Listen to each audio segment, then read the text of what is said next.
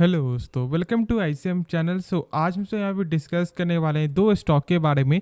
पहला है आपका बजाज फाइनेंस और दूसरा यहाँ पे IEX। इस वीडियो को अंत तक देखना, क्योंकि देखो दोनों के बारे में हमसे यहाँ पे इम्पोर्टेंट अपडेट के बारे में जानेंगे। खास तौर से आपको IEX के बारे में ज़रूर देखना, क्योंकि एक बड़े ब्रोकर ने यहाँ पे क्या कर दिया है, एक बड़ा कदम यहाँ पे उठा दिया है, तो उसके बारे में यहाँ पे जानना जरूरी है। देखो IEX पे जहाँ पे फिर से तेजी आ रहा था, फिर से एक और यहाँ पे एक उल्टा दाव यहाँ पे देखने को मिल रहा है।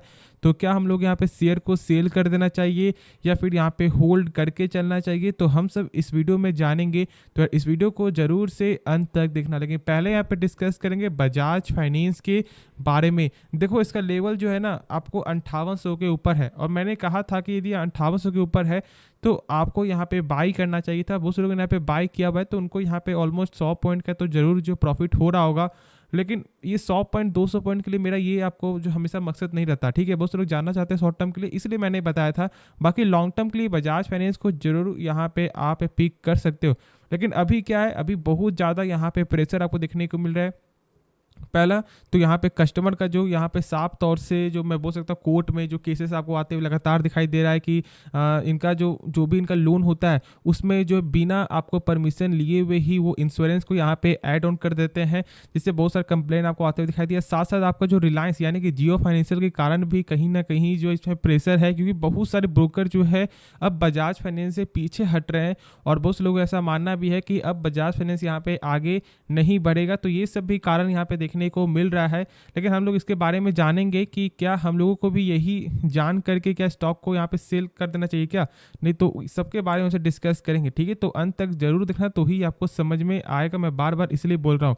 पहले कुछ इसके बारे में हम लोग जान लेते हैं। तो यहाँ पे देख रहे हो कि कंपनी जो है 1,97,000 करोड़ का जो है एसेट अंडर मैनेजमेंट, यानी कि वो एसेट इतने 1,00,000 करोड़ का जो है एसेट ऑलमोस्ट यहाँ पे मैनेज करती है। तो ये आंकड़ा बहुत ज़्यादा यहाँ पे अभी क्रॉस कर चुका है, क्योंकि आपका इस बार का जो Q4 में यहाँ पे साफ तौर से ही आपको देखने को मिला था रिपोर्ट में कि ऑलमोस्ट आपका 2,30,000 करोड़ के ऊपर अब जो है यहाँ पे एसेट को मैनेज कर रही है। तो आप सोच रहे हो कि कितना ज़्यादा यहाँ पे जो है आगे बढ़ते हुए आपको दिखाई दे रहा है बजाज फाइनेंस। फिर यदि अब यहाँ पे आप आगे बढ़ोगे और यदि चेक करोगे तो देख लो यहाँ पे कि ऑलमोस्ट 27% का जो है CAR है, यानी कि कैपिटल एडिक्वेसी रेशियो। ऐसे तो अब ये थोड़ा यहाँ पे घट चुका है, वो आपका हो चुका 25%, लेकिन ऑलमोस्ट जो हम से मानते हैं 25% ही तो बहुत बेहतरीन नंबर है। क्यों, अब ये होता क्या, पहले अब ये जान लो। देखो मैंने बताया था ना कि किसी भी कंपनी का, जो भी कंपनी फाइनेंशियल हो या फिर बैंकिंग हो, उनका सबसे मेन जो पैरामीटर होता है वो होता है आपका NPA, यानी कि बैड लोन। एक ऐसा लोन जो बैंक को कभी या फिर फाइनेंशियल कंपनी को वापस मिलता ही नहीं है। और RBI के अनुसार जितना भी किसी भी कंपनी का जो बैड लोन है, जितना कम होगा उतना ही अच्छा होगा, और 3% से कम होना चाहिए। तो यहाँ पे क्या देखने को मिलता था, 0.41%, जो एक बेहतरीन नंबर है, ठीक है। ये तो आप जो है एक टिक मार लो, ठीक है। इतना अच्छा यहाँ पे जो NPA है ना, इसमें कोई भी शक नहीं है, और कोई भी ये नहीं बोलेगा कि इसका खराब NPA यहाँ पे है, ठीक है। प्लस यहाँ पे ये जो आपका CAR है, यानी कि कैपिटल एडिक्वेसी रेशियो, ये एक तरह का बैकअप मनी है। जैसे कि मान लो किसी भी कंपनी का जो है बैड लोन, जो मैंने अभी बताया NPA, वो 3% से ज़्यादा आपको चल जाता है, तो क्या उनके पास कुछ एक्स्ट्रा बैकअप मनी है। देखो बैकअप मनी का मतलब आप ऐसे समझो कि आपका 100% और उसके अलावा कितना बैकअप मनी है। बैकअप मनी आपको ऐसे जोड़ना है, ना कि 100% आपको जोड़ना है। तो RBI के अनुसार जो है किसी फाइनेंशियल कंपनी का या फिर बैंकिंग कंपनी का जो है वो 9% से ज़्यादा होना चाहिए CAR, और यहाँ पे देखने को मिलता है 25%, यानी कि ऑलमोस्ट जो है 3x टाइम है। तो आप इसी बात से यहाँ पे समझ रहे हो कि कंपनी का जो है जो भी पैरामीटर है, आपका जो मेन पैरामीटर, जैसे आपको मैंने बताया अभी CAR और आपका NPA, उसमें कोई भी खराबी देखने को नहीं मिल रहा। अभी तक आप देख रहे हो कि यहाँ पे जो कंपनी ने जो है 57 मिलियन कस्टमर को जो है सर्व भी कर दिया है। फिर आगे देखोगे तो यहाँ पे देखो 35 साल का ये ऑपरेशन भी यहाँ पे कंपनी का पूरा कंफर्म हो चुका है। और साथ आप लोग जानते हो कि आपको बजाज ग्रुप के जो चेयरमैन यानी कि राहुल बजाज, उनका यहाँ पे अब जो निधन भी हो चुका है, और इसी साल यानी कि 2022 में यहाँ पे देखने को मिला है। लगभग यहाँ पे 83 वर्ष की उम्र में उनका यहाँ पे डेथ हो चुका है, और उनका वजह क्या था, आपका निमोनिया, जिसके कारण कहीं ना कहीं आपको बीच में प्रेशर देखने को मिला था। लेकिन ये हमेशा एक पार्ट ऑफ लाइफ है, तो इसमें ज़्यादा हम लोग यहाँ पे फोकस नहीं करना है, और आपको यही समझना है कि कंपनी जो है बजाज फाइनेंस कोई ख़राब कंपनी नहीं है। ऐसा नहीं कि एक छोटी मोटी कंपनी है, तो ज़्यादा यहाँ पे आपको पैनिक नहीं होना है। मेन पैरामीटर चेक करो, और आप जानते हो कि इनका यानी इस कंपनी का जो है Q4 का नंबर भी आपको आने वाला है, जो है 26 अप्रैल। तो इस डेट को भी यहाँ पे आपको जरूर जो है याद रखना है। बाकी चेक करो कंपनी का जो सेल्स है, और यदि आप उससे पहले चेक करोगे तो यहाँ पे आप देख लो, ये जो डॉट जो आपको बना हुआ है ना, ये पूरे भारत में इनका जो है लोकेशन, यानी कि इनका जो भी आपका मैं बोल सकता हूँ स्टोर है, ठीक है, वो यहाँ पे देखने को मिला। तो यानी कि पूरे ऑल ऑफ इंडिया में यहाँ पे इनका काम देखने को मिलता है, और लगभग 3504 जो लोकेशन पे जो यहाँ पे इनका स्टोर है आपको। तो आप सोच सकते हो कि इनका जो नेटवर्क है ना, वो कितना बड़ा आपको डिस्ट्रीब्यूशन नेटवर्क देखने को मिलता है। तो ये भी चीज़ आपको समझना है। देखो इसलिए मैं बोलता हूँ कि कंपनी का आपको जो एनुअल रिपोर्ट यहाँ पे सही से समझना है, और फिर जो आपका मार्च 2023 का जो देखने को मिलेगा वो भी हम सब यहाँ पे जानेंगे, ठीक है। तो आपको बस वेट करना है 26 तारीख तक का, उसके बाद डिटेल में हम सब यहाँ पे एनालिसिस करेंगे। बस ये बैक का मैंने इसलिए बताया है क्योंकि जो लोग डर रहे हैं उनको ये मालूम होना चाहिए कि कंपनी लगातार यहाँ पे प्रोग्रेस जो है कर रहा है। साथ साथ देखो यहाँ पे ब्रोकर ने जो टारगेट दिया था, मैंने आपको बताया था, जैसे कि केयर चौकसी का जो टारगेट है वो है आपको 8100 का, प्लस यहाँ पे आपको जो एक्सिस का जो टारगेट है वो देखने को मिलता है आपको 7300 का। नहीं तो ये टारगेट हमेशा आपको कम जो है ज़्यादा होता है। तो इसलिए किसी के कहने पे या किसी के जानने सुनने पे यदि आप स्टॉक को बाय करोगे तो आप ही यहाँ पे गंदा फंस जाओगे। तो ये गलती कभी भी मत किया करो। और फिर सेल्स चेक करो तो देख रहे हो कि लगातार ही सेल्स आपको बढ़ते हुए दिखाई दे रहा है। और जो मैंने एनपीए के बारे में जो मैंने बताया था वो एक बार जरूर से यहाँ पे देख लो, क्योंकि बहुत से लोग ऐसा डाउट हो रहा होगा कि बस मैंने बिना आपको दिखाया ही ऐसा बोल दिया। तो यहाँ पे देख लो कि जो नेट जो एनपीए है वो यहाँ पे लगातार ही आपको कम होते हुए दिखाई दे रहा है, और यहाँ पे 0.41% है। तो ये बहुत से लोगों को यहाँ पे जानने को मिला होगा कि एनपीए क्या होता है और सीएआर क्या होता है। तो होप इस वीडियो में आपको नॉलेज इसके बारे में हो गया होगा। बाकी जो भी डाउट है तो आप कमेंट में पूछना। तो चलो फिर अब हम लोग यहाँ पे नेक्स्ट स्टॉक के बारे में डिस्कस करते हैं। तो बात करेंगे अब हम लोग यहाँ पे IEX के बारे में, यानी कि इंडियन एनर्जी एक्सचेंज लिमिटेड के बारे में। आप जानते हो कि जहाँ पे मैंने कहा था कि इसका जो टेक्निकल लेवल यदि 150 के ऊपर जाता है तो जो यहाँ पे आप बाई कर सकते हो, लेकिन मेरा आपको मेन था टारगेट कि 155 के ऊपर यहाँ पे बाई करो।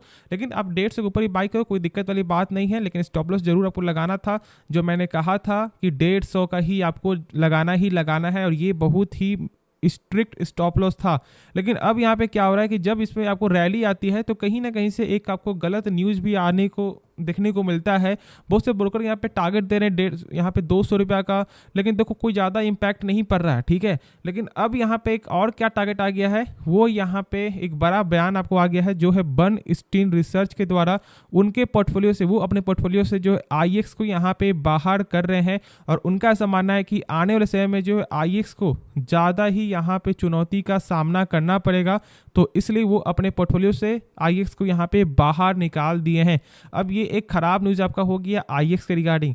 और अब यदि अभी मार्केट पे फोकस करोगे तो यहाँ पे क्या हो रहा है कि अच्छे न्यूज़ में ज़्यादा मार्केट जो है आपको बुलिश नहीं हो रहा है, लेकिन यदि कोई ख़राब न्यूज़ आपको आ जाता है तो यहाँ पे मार्केट जो ज़्यादा ही इसे नेगेटिव आपको ले रहा है, और जिसके कारण जो है कहीं ना कहीं आपको IEX में कमजोरी देखने को मिल सकता है नेक्स्ट मंडे मार्केट में। लेकिन मेरा शुरू से एक ही मानना है कि किसी के कहने पर यदि आप स्टॉक को बाय या सेल करोगे तो फिर आपका ही यहाँ पे लॉस होगा। और मैंने बताया कि देखो IEX का सारा कुछ फंडामेंटल यहाँ पे सही है सिवाय 3 चीज़ को छोड़ाकर।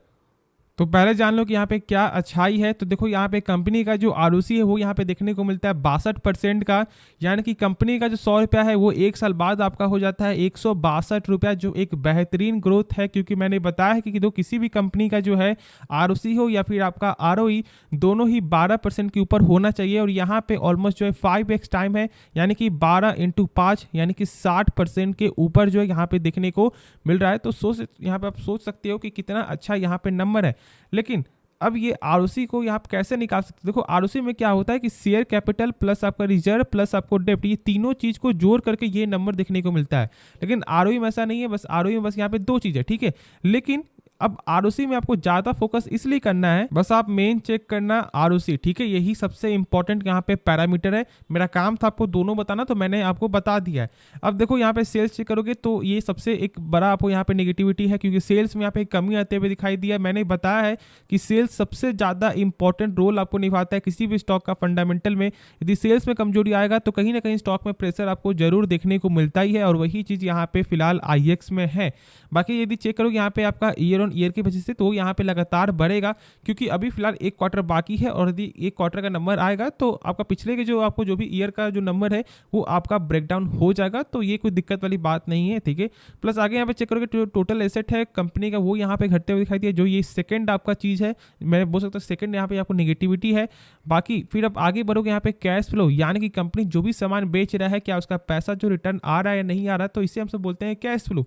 अब देखो कैश फ्लो कंपनी का बेहतरीन है और इसी के जो बदौलत यहाँ पे कंपनी अभी आपको टिकी हुई है और बहुत से लोग यहाँ पे फोकस कर रहे हैं, क्योंकि कैश फ्लो अकेला एक ऐसा फंडामेंटल है जो आपको फंडामेंटल के बेसिस से ऑलमोस्ट 20 से 25% आपको रोल निभाता है, क्योंकि यही सबसे मेन आपका फंडामेंटल है। क्योंकि मान लो सामान बिक रहा है कोई भी चीज़ और जब उसका पैसा रिटर्न नहीं आ रहा तो मतलब बीच में कहीं झोल हो रहा है, बीच में कुछ ऐसा यहाँ पे मैं बोल सकता हूँ कि प्रॉफिट आपका जो एक आपका फेक प्रॉफिट यहाँ पे दिखाया जा रहा है।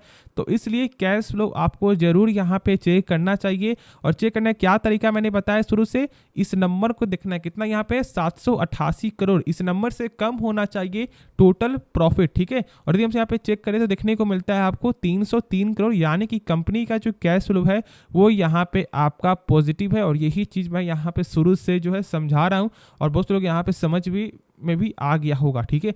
अब देखो यहाँ पे थर्ड जो सबसे बड़ा यहाँ पे आपको नेगेटिविटी है, देखो मेन दो चीज़ है यहाँ पे, पहला सेल से और यहाँ पे आपका शेयर होल्डिंग पैटर्न है। देखो यहाँ पे एफआई से जो स्टेक है वो आपका 35% से जो है घटकर आपका हो चुका है यहाँ पे 15.5%, ठीक है। और अभी आप देख रहे हो कि कितना यहाँ पे आपको जो है खराब जो है आपको एफआईएस का पैटर्न देखने को मिल रहा है, लेकिन अभी देखोगे तो कोई कहीं ना कहीं 2% का गेन है, तो एक सही भी है खराब भी है। तो इसलिए बस मैं बोल रहा हूँ कि इस कंपनी को आपको यहाँ पे होल्ड करना चाहिए, ठीक है। दिक्कत वाली कोई भी बात नहीं है, लॉन्ग टर्म के बेसिस से मुझे ये शेयर बहुत पसंद है, क्योंकि देखो यहाँ पे इनका जो ट्रेडिंग का जो एक्सचेंज का जो काम है ना, यानी कि जो बिजली का जो आपका उत्पादन का जो काम है, यानी कि जो सेल करती है बाई सेल, ये एक अच्छा बिजनेस यहाँ पे है। और अभी तो यहाँ पे और चलेगा, क्योंकि अभी गर्मी का मौसम है और गर्मी का मौसम में यहाँ पे जानते हो कि ज़्यादा यहाँ पे आपको यूज होता है, तो इनका बिजनेस यहाँ पे सही चलेगा। तो अभी आपको जरूर यहाँ पे फोकस रखना चाहिए, लेकिन एक जो बड़ा जो बयान आपको आ गया उसके कारण कहीं ना कहीं थोड़ा यहाँ पे नेगेटिविटी रहेगा, लेकिन ये बस एक शॉर्ट टर्म के लिए है, तो ज़्यादा यहाँ पे पैनिक मत होना। तो चलो ये इस वीडियो में आपको बहुत कुछ सीखने को मिला होगा, यदि कुछ भी सीखने को मिला वाकई तो इस चैनल को आप सब्सक्राइब कर देना और इस वीडियो को भी लाइक कर देना। तो मिलते हैं नेक्स्ट वीडियो में, तो तब तक के लिए धन्यवाद।